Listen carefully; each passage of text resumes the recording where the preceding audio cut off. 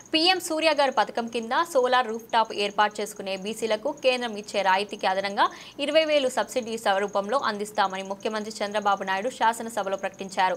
2 కిలోవాట్ల solar roof top ఏర్పాటుకు 1.20 లక్షల వరకు ఖర్చవుతుండగా కేంద్ర ప్రభుత్వం 60,000 రాయితీగా అందిస్తుంది. అయితే బీసీలకు రాష్ట్ర ప్రభుత్వం తరపున మరో 20,000 అదనంగా రాయితీ అందిస్తున్నట్లు సీఎం చంద్రబాబు తెలిపారు.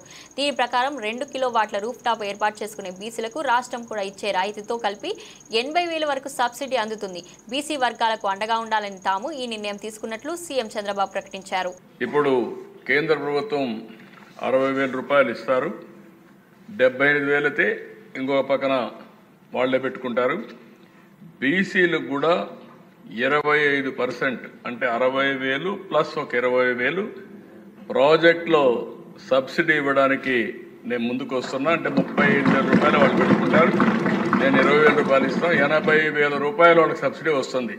2 కిలోవాట్లు పెట్టుకుంటే 80,000 రూపాయలు సబ్సిడీ ఇస్తామని చెప్పి బీసీలు కూడా తెలియజేస్తున్న. డబ్బులు లేవు కానీ మనసుంది.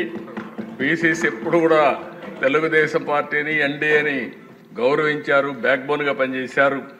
అందుకే నేను చేయకపోతే మిస్ అయిపోతాననే ఉద్దేశంతోనే 20,000 రూపాయలు అదనంగా సబ్సిడీ ఇస్తామని చెప్పి కూడా నేను మీకు తెలియజేస్తున్నాను.